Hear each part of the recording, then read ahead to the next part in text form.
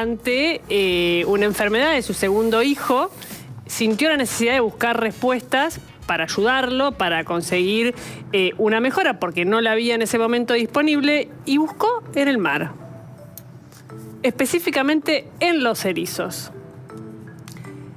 Ella lo va a contar en primera persona, es Tamara Rubilar, bióloga, investigadora del CONICET, vicepresidenta del área de sistemas marinos en la Patagonia y fundadora de Ericea, que es la primera empresa dedicada a extraer erizos de mar, moléculas con propiedades antioxidantes e inmunomoduladoras. ¿Cómo estás, Tamara?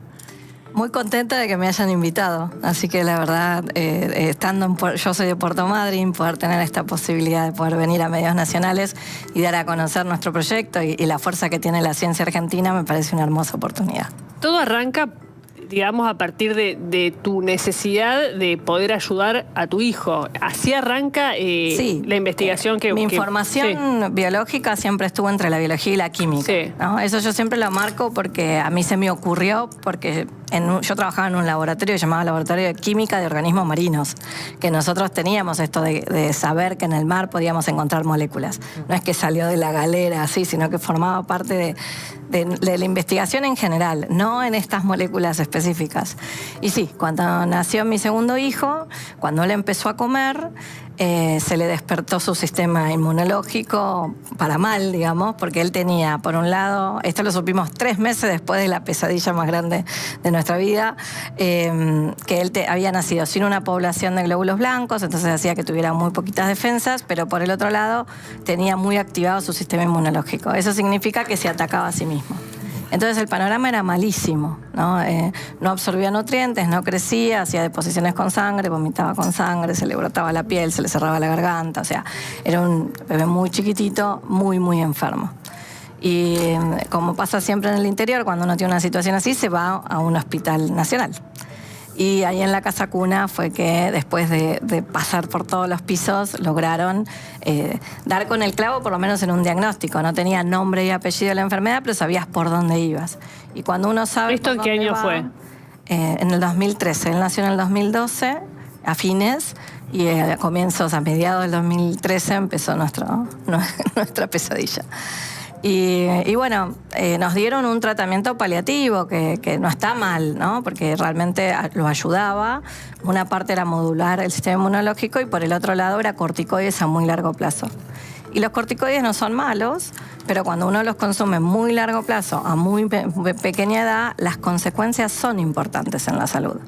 Y entonces a mí eso me perseguía, me quitaba el sueño, me preocupaba, era algo como que, no sé, me rumiaba en la cabeza. Y yo soy una persona que cuando agarra un hueso no lo suelta. Y bueno, y yo dije, no, esto no puede ser el futuro de mi hijo, yo voy a hacer otra cosa.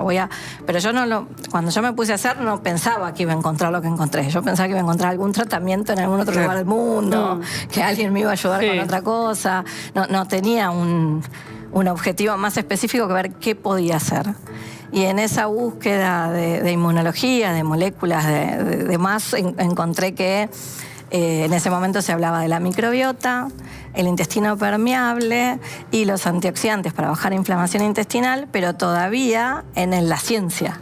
Hoy en día, por suerte, todos hablamos de eso y es algo que ha trascendido la medicina e inclusive va en la parte de la nutrición, lo cual es muy positivo. Y en ese momento yo buscaba antioxidantes que le podían ayudar. Y en esas búsquedas un colega me manda un trabajo, un paper, como le decimos nosotros, de una molécula que hacía las dos cosas. Podía modular el sistema inmunológico, valga la redundancia, pero también era antioxidante. Entonces yo le escribí a los científicos que escribieron ese paper, que ellos son rusos, que están en Siberia, y me contaron que esa molécula la habían llevado del mar a fármaco y que estaba desde el 2003 en el mercado. Entonces ya había pasado una década de que esa molécula se había probado seguridad y eficacia con 2 usos específicos, ¿no? Pero bueno, yo siempre digo, yo no hice farma. Yo lo que hice fueron extractos caseros de erizos de mar que además... ¿Y por qué buscaste erizos? Porque la molécula la sacaban de los erizos de mar. los rusos. Específicamente la sacaban de los erizos de mar. Y lo interesante, o lo que hace... Ahí estamos viendo, ese es el erizo. Es el erizo, Arboceus fresnii. Y lo Perdóname, ¿y los erizos qué hacen con los pescas? O sea, ¿tienen un uso los erizos más allá del que ahora estás contando? Sí, los erizos de mar son un recurso pesquero fuertísimo. Son el recurso marino segundo más caro del planeta Tierra. Mirá. O sea, se consume como alimento en muchísimos países. En Argentina no lo comemos, pero en muchísimos países. Y las propiedades saludables de los erizos de mar se conocen desde 1647, que aparecen en la materia médica de China. O sea, en Oriente, el erizo de mar y sus propiedades para la salud es algo muy arraigado. Yo lo que hice fue como un redescubrimiento en Occidente, ¿no? Y bueno, nosotros trabajábamos en el laboratorio con ese mismo erizo de mar, pero buscando otra cosa. Nosotros buscábamos ácidos grasos, los famosos omega 3. Y había tesis doctorales haciendo cosas en función de ese erizo. Entonces yo empecé a hacer los extractos caseros, mi marido iba al mar, me traía los erizos, yo hacía los extractos en mi casa y los consumía primero él, después los consumí yo, finalmente se los dimos al nene, con un montón de dudas, miedos y confianza en la hipótesis que yo había elaborado después de haber leído todo eso. ¿Y ustedes los consumían para testear qué? Por las dudas, no sé. Porque por ahí a tu hijo le hacían algo distinto. Claro, no sé, por las dudas. Era feo, era rico, se podía tomar, te daba náusea, ¿En qué estaba? ¿Líquido? Sí, sí. De hecho, hoy lo hacemos, le ponemos más tecnología ahora nada más. Y bueno, y entonces ese juguito de erizos de mar en mi casa pasó a ser la cotidianidad. Y al año de estar consumiendo nos animamos a sacarle los corticoides. Hoy tiene 13 años y solamente los consume en época de crisis como cualquier ser humano común. Entonces él no se curó su enfermedad, sino que la moduló. Claro. Porque las enfermedades autoinmunes se modulan. ¿Y cómo fue ese pasaje, no? ¿Qué veías que esto que vos le dabas, este juguito, como decís, de erizo, iba modificando a lo largo de los meses? Lo primero que pasó es que dejó de hacer deposiciones con sangre. Lo primero que pasó. Después dejó de vomitar con sangre. Y después empezó a ganar peso. Después la piel le mejoró. Siempre tiene piel atópica, pero por lo menos le mejoró. Y los broncoespasmos iban disminuyendo. Entonces, todo en un bebé de meses, ¿no? Perdóname. Y nosotros empezamos a dárselo a él cuando tenía... al hospital nos fuimos a los 10 meses, cuando tenía 16 meses, 15 tal vez. Era muy chiquitito. El cambio fue inmediato, la mejoría fue... No, llevó su tiempo, no es magia. No, claro, es magia, pero... Y de hecho, después, con el diario del día después, que uno entiende cómo es el mecanismo dentro de la selva, que uno entiende qué es lo que va modulando, te das cuenta porque demora. Pero nosotros empezamos a ver beneficios a los 2 meses, más o menos, empezamos a ver que por lo menos iba mejor al baño y no tenía toda la piel de la cola lastimada, que con un bebé chiquito es duro. Sí, claro, obvio. Ahora, duro. ¿algún médico te dijo, dale que no, lo peor es que no pasa nada? No, al contrario. Claro. ¿Todos te sangró? Y yo no me animé a hablar mucho. De hecho, en mi propio laboratorio había una especie de censura que se entiende también. Entonces yo no ampliaba mucho el círculo. Claro. Se la jugaron, digamos. Comentamos que el riesgo fue grande el que corrieron. Sí, en retrospectiva no sé si tanto, porque yo evalué esas cosas. Claro. ¿No? O sea, yo evalué que esto era una molécula que tenía fármaco. Entonces se conocía la dosis, la farmacocinética, la forma de dosificación. Claro. No era algo que era loco. Y por el otro lado, los erizos de mar son un alimento. La gente los come. Claro. Entonces, cuando vos haces un extracto, lo que haces es una concentración de algo particular. Y bueno, y después, la verdad que yo no había pensado hacer todo lo que hice. El que me decía y me impulsaba y me empujaba era mi marido, que me decía, esto no le puede servir solo a él, vos tenés que hacer algo más con tu grupo de investigación, porque nosotros seguíamos trabajando con el erizo en saber qué le gustaba comer, por eso yo siempre hablo de la ciencia básica, es re importante. Cómo se reproducía, cuál era su ciclo bioquímico, o sea, la investigación del laboratorio seguía en otros aspectos. Y entonces cuando yo finalmente entré a carrera de investigador, porque mientras vos sos becario doctoral o postdoctoral, tu línea la dirige tu director. Yo dije, bueno, a ver, me animo. Y entonces ahí planteé, si generábamos tecnología para poder hacer esto mismo que hacían los rusos, pero que ellos van, pescan y matan animales, a ver si nosotros lo podíamos hacer de otra forma. Y entonces desarrollamos una biotecnología en donde nosotros criamos los erizos de mar. Los erizos de mar que viven como en una granja, en tierra. Aplicamos biotecnología y acumulan estas moléculas. Entonces, con muy pocos erizos, sin matarlos, porque tenemos protocolo de bienestar animal, y solo recogemos las huevas, podemos hacer un montón de producto. Para que te des una idea de la biotecnología, los erizos, los rusos tienen que pescar y matar 1.400.000 erizos para hacer la misma cantidad de dosis que yo hago con 1.000 erizos vivos cada 2 meses.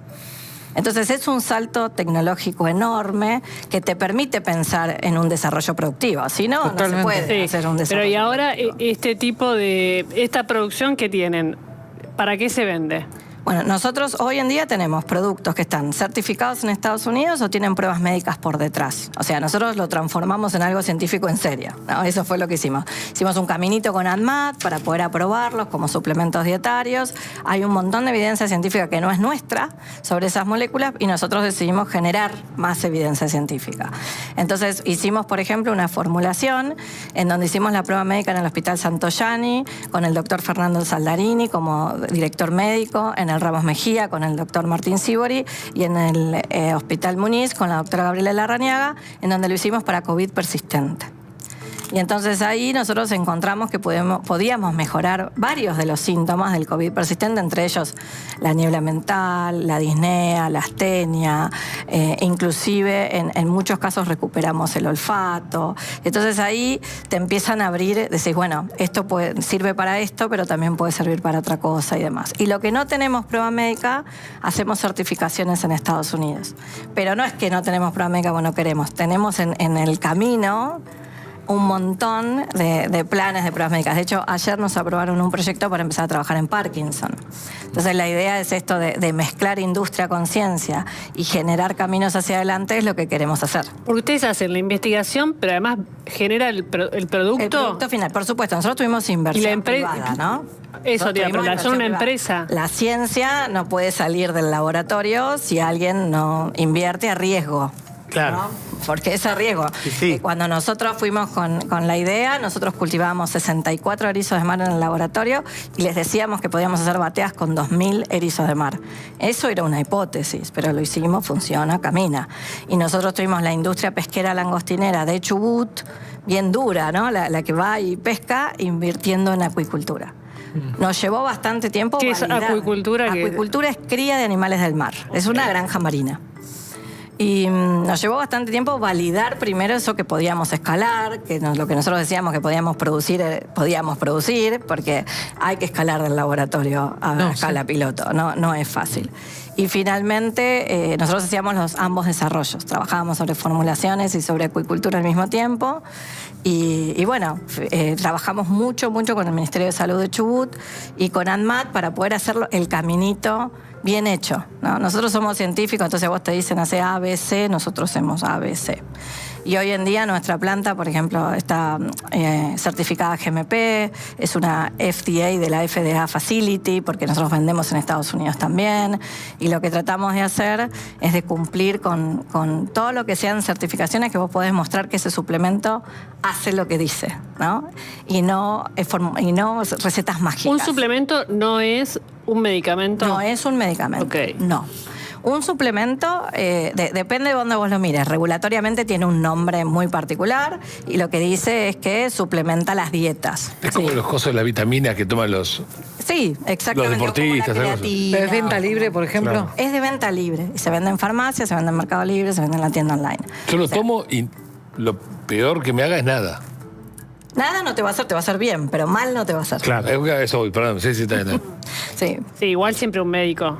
Claro, Nosotros imagino, no sé. trabajamos con muchísimos médicos, eso es importante. De hecho, formulamos con médicos y yo dejé de ir a congresos biológicos y ahora voy a congresos médicos. Y trabajamos con muchos médicos, no solo en las pruebas médicas, sino en la diaria.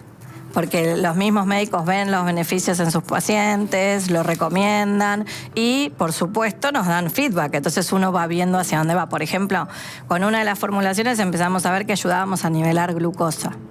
Entonces empezamos a tirar de ese hilito y ahora estamos generando una formulación para resistencia a la insulina. Estamos en el proceso, porque la ciencia lleva tiempo. Sí, totalmente. E inversión. Mucha inversión, sí. Sí, no, me quedé pensando en tu hijo ya sabe la historia, porque ya es grande. Sí, mi hijo ya es grande, sabe la historia, anda medio nervioso con la exposición, por eso le decimos el nombre. Está muy bien. Ya es semi-adolescente, pero está muy sí. bien. Sí, el pueblo es chico, la gente en Madryn saben quién es. ¿Cómo está Puerto Madryn? Hermoso. Puerto Madryn para mí es la más linda, como es el hashtag que tiene en mi ciudad. No conozco. ¿Cómo no sabes lo que perdés. Yo tampoco. No Yo podés conozco. no dejar de Muy conocer. lindo. Ya sé. Este Coincido. año tuvimos la mayor cantidad de ballenas en la historia. Entonces, ¿Ah, vos sí? ibas ¿Por qué? Se dieron algunas circunstancias positivas, pero nunca habíamos tenido tantas ballenas en el Golfo. Entonces siempre se ven. Pero ahora era... O sea, ese mar que se ve ahí atrás de la foto Sí. es lo que se ve de nuestra oficina en la planta. E ahí saltando las ballenas como si nada. Qué bien. Salías a caminar. Este invierno y primavera fue precioso con las ballenas. Ya se están yendo, pero todavía quedan. Claro, porque es octubre. Quedan ¿no? como Tenés hasta que ir en fines de auto, diciembre. agarrar la colonia galesa, Gay, Mandolabón, Sí. ver lo que Ir a hizo ver el los hombre pingüinos. en un desierto, es espectacular. Sí, eso, la verdad que toda Rebelín, la te vas zona a de la la- comarca de Chubut tiene una historia muy linda y es el único lugar en la Argentina en donde los aborígenes, que eran los tehuelches y los galeses, no hubo masacre. Entonces tiene una idiosincrasia muy particular Chubut.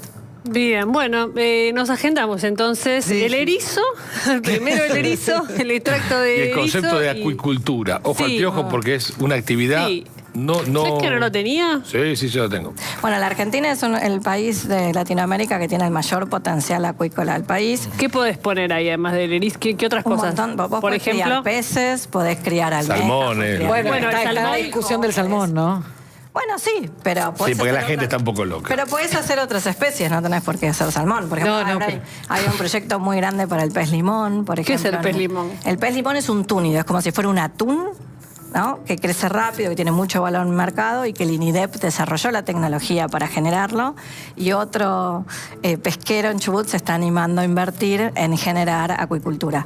Y en Tierra del Fuego... la diferencia entre pescar en el mar es que es como un feedlot, Sí, algo así. Exacto. Órale. Claro, Exacto. pero Ese es el con las concepto. truchas Me gusta sí tu está haciendo. referencia. Bueno, está haciendo mucho con las Es truchas. impresionante el crecimiento que ha tenido Argentina. Y, ¿No viste que hay trucha por todos lados? bueno, volvió a verdad. aparecer la trucha. Pero es buena, en el es plato igual de los buena, restaurantes. es igual de A buena. veces es Es mejor. verdad, hay trucha en todos lados. Porque si vos haces bien las actividades acuícolas, si vos no pones antibióticos en el cultivo, si vos haces prevención en vez de actuar después, la actividad es más rentable en el sentido de la cantidad que puedes producir en menor tiempo, empleás muchísima gente. O sea, el cultivo de la trucha cambió el escenario en toda la zona de Licurá desde un punto de vista laboral, pero además genera exportaciones. Es un mercado Sí. increíblemente grande en el mundo. A nivel Todo el mundo mundial- quiere proteínas. Los Sí. únicos que no fabrican proteínas somos nosotros. Sí. Tenemos todos los pajaritos en la cabeza con que está todo prohibido. A nivel mundial la acuicultura está equiparando a la pesca y nosotros tenemos un ¿Qué potencial se hace? gigante. ¿Tipo en piletones? ¿En qué es esa Hay cría? diferentes estrategias. Vos podés hacerlo en el curso de agua, es decir, lo podés hacer en el río, en Sí. un lago, en el mar, o lo podés hacer en un sistema como tenemos nosotros, que son en tierra. Las diferentes especies. Pero son- cuando decís en tierra, el erizo, ¿no está en tierra, en eso el agua? significa que Una nosotros pileta. construimos Un piletón, una claro. pileta Ah, utilizada para ok. erizos de Está No, mar. pero bien. sí, pero con agua. Sí, claro. No, de repente dije en tierra, bueno. Como quiero- si fuera un anfibio. Pero eso quiere decir que no está dentro del curso de Ok, agua. está Claro. bien. O hay que preguntar todo, Lacha, ¿qué te reís? está bien. No, Lo único no que tiene sirve es preguntar. Sí, Me parece muy bien. no te tiene que La dar banco, nada banco. por sobreentendido. No, totalmente de acuerdo. Sí. Así que bueno.